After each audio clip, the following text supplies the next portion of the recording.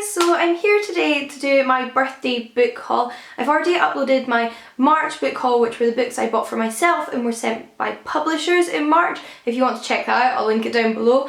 But these are all the books that I received as gifts from friends and family on my birthday, which was also in March. So let's get straight into it, shall we? So let's start with the books I specifically picked out for my birthday. When my parents were looking for gifts to get me, they asked me if there was anything I'd like, and there was a few books that I was after, so I asked for those. And those include Alice Walker's You Can't Keep a Good Woman Down. Alice Walker is probably most famous for writing the colour purple. Well, this is a collection of her short stories, and it's actually the book we'll be reading in May for the Feminist Orchestra Book Club, so I wanted to get my hands on it anyway, so it was very kind of my parents to pick me up a copy for my birthday. I'm really hoping to enjoy this. I've read none of Alice Walker's work in the past, but I hear fantastic things. I'm sure she's famous for a reason, and I'm hoping this collection of short stories is equally as powerful as her novels are supposed to be. But from a collection of short stories to a collection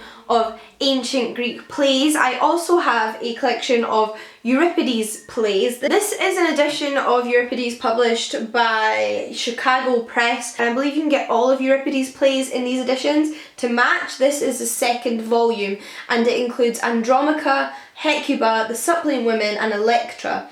And I actually haven't read any of these Euripides plays. I think I've passed the point where I've read more than half of his plays. He wrote Greek tragedies, and we even have one of his satyr plays surviving. Electra I've actually seen performed before. The other three, however, I've never seen, I've never read, and don't actually own in any other bind-up. I actually have 3 different bind-ups of Euripides plays. Despite that, it turned out I didn't own any of these 3 plays at the top here, and I particularly want to read The Suppliant Women, so I'm hoping to get around to that one very soon. And I then have another play, but slightly more modern, which is Much Ado About Nothing by William Shakespeare. This is one of the lovely little penguin editions of Shakespeare. You can get all of his plays in these nice little editions. I actually have Midsummer Night's Dream in these editions as well. But I think I've read about 5 Shakespeare plays, which is nothing given the amount of plays he wrote and are published.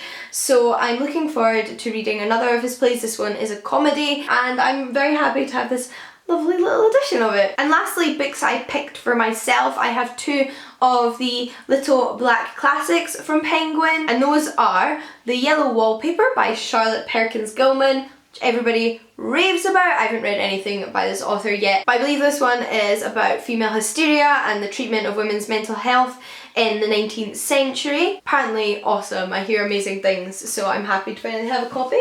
And then the second one will come as no surprise to you, and that is Lot Number 249 by Sir Arthur Conan Doyle. Yes, the author of Sherlock Holmes. This is a short story he wrote. It's a little horror story, and I believe it's about a mummy, an Egyptian mummy that is. But moving on to some lovely surprises I received. I have 2 books that were also from my parents but I wasn't expecting, and the first is Full Circle, How the Classic World Came Back to Us by Ferdinand Mount, and it's all about the resemblances between modern culture and ancient culture, and all of the kind of references to antiquity that surround us in our everyday lives. So hopefully a good one. Sounds like quite a fun topic for a non-fiction book, so I'm looking forward to giving this one a shot. And the next one is Good Behaviour by Molly Keane, and this is published by Virago. It's one of their gorgeous VMC collector editions, which all have lovely different prints on the hardbacks. I own one other of these, which is Frenchman's Creek by Daphne du Maurier.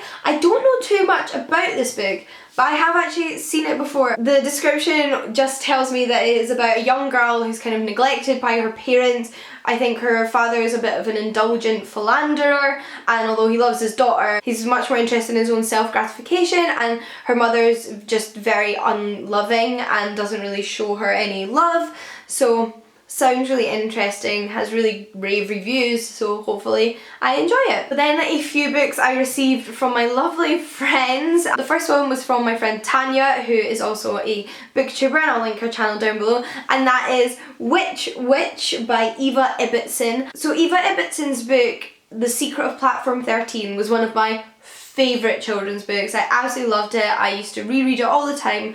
I never actually owned my own copy as a child. I used to get it at the library, but I've since acquired a copy as an adult because I'd really like to reread it.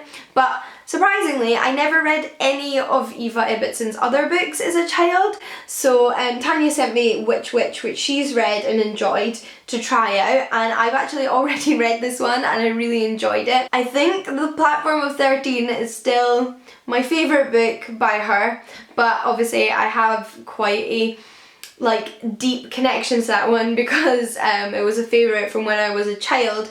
However, I did really enjoy this, and it's been such a long time since I read a children's book, and I really enjoyed the experience. I'm going to definitely be reading more children's books in the near future because this one was so much fun. And it's about a wizard who decides he wants to get married, but he needs to marry a witch so that he can have a sort of dark magical child. So he organises a competition between the local witches for them to cast a dark spell, and whoever casts the darkest spell he will marry. So yeah, it's just really good fun. Really enjoyed it, would highly recommend. I then have a poetry collection which I've also read, and this was a gift from my lovely friend Nicola, again whose channel I'll link down below, and that is When I Grow Up I Want to Be Mary Beard by Megan Beach. This is a poetry collection of kind of social justice poetry. It deals a lot with feminism and being women in the modern day and how sexism is very prevalent online. It's incredibly powerful, it's very moving, it's very inspiring, and I just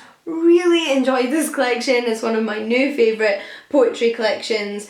I mean, it was going to be hard not to enjoy given the title, as you know my love for Mary Beard, so I would highly recommend this book as well, so thank you Nicola. And the last two books were gifts from my lovely friend Jen over at Jen V Campbell, whose channel I'll also link down below.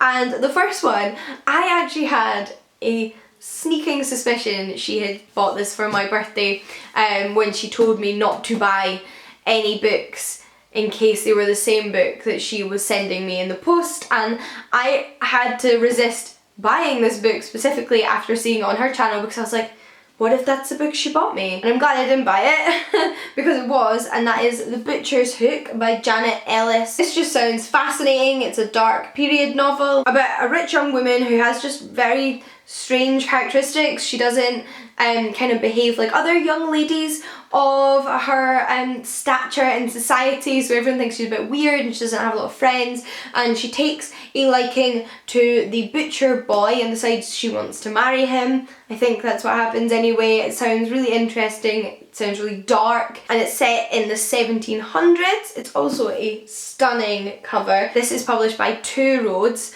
and yeah, I'm really excited for this one. I'm definitely going to pick it up very soon, especially after Jen interviewed the author of this book on her podcast, which just made me want to read it all the more. I'll link that episode of the podcast down below as well in case you want to hear the interview. It was such a great interview. But lastly for this haul, and from Jen, was a collection of short stories which I've also seen Jen talk about on her channel, and that is Broken Things by Padrika Tarrant. I believe this is a collection of dark, creepy short stories, which I really like. As nice as kind of realistic short stories are, I do enjoy kind of horror or magic realism short stories in particular, so I'm hoping that this one kind of makes me feel a little bit on the edge of my seat. And there's also themes of kind of mental health and psychosis running through this collection as well. But those are all of the books I received as gifts for my birthday in March. I was incredibly